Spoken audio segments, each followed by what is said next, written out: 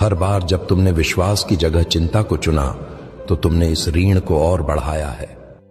और इस आत्मिक ऋण का ब्याज विनाशकारी है। यह तुम्हारे जीवन में चिंता, भय, शर्म, अपराध बोध और असुरक्षा के रूप में जमा होता है। यह तुम्हें परमेश्वर की उपस्थिति से दूर रखता है, ठीक उसी तरह जैसे रोहन अपने लेनदारों से छिपता है। आदम ने बगीचे में यही किया था। जब उसने पाप किया तो वह मेरे पिता से छिप गया।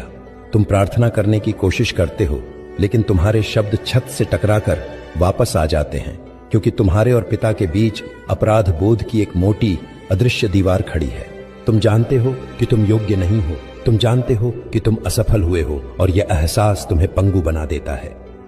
रोहन की चिंता का असली स्रोत उसके क्रेडिट कार्ड का बिल नहीं है। यह उस गहरी आत्मिक असुरक्षा से आता है। वह चीजों को इसलिए खरीदता है क्योंकि वह अपने भीतर के खालीपन को भरने की कोशिश कर रहा है। वह दूसरों को दिखाने की कोशिश कर रहा है कि वह सफल है, क्योंकि वह अपनी कीमत अपनी संपत्ति में खोजता है। उसका वित्तीय ऋण उसकी आत्मिक बीमारी का केवल एक लक्षण है।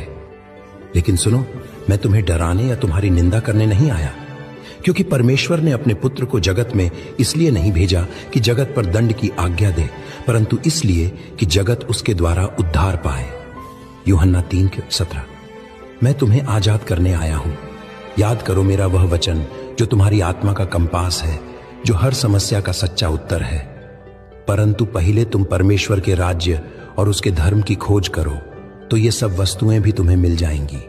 जब तुम दुनिया की चीजों, दुनिया के समाधानों की खोज करते हो तो तुम और गहरे ऋण में डूबते जाते हो। दुनिया रोहन को क्या सलाह देगी?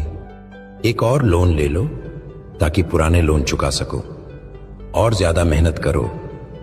एक वित्तीय योजनाकार के पास जाओ। ये चीजें अपने आप में बुरी नहीं हैं, लेकिन वे केवल सतह पर काम करती हैं।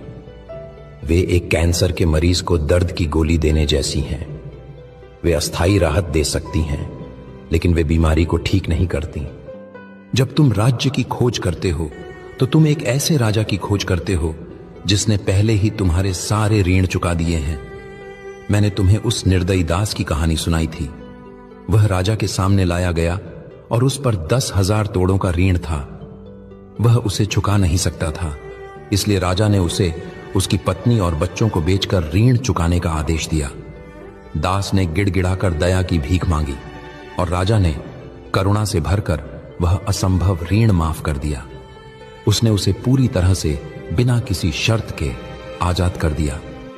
कलवारी के उस क्रूस पर मैं वह राजा था और तुम वह दास।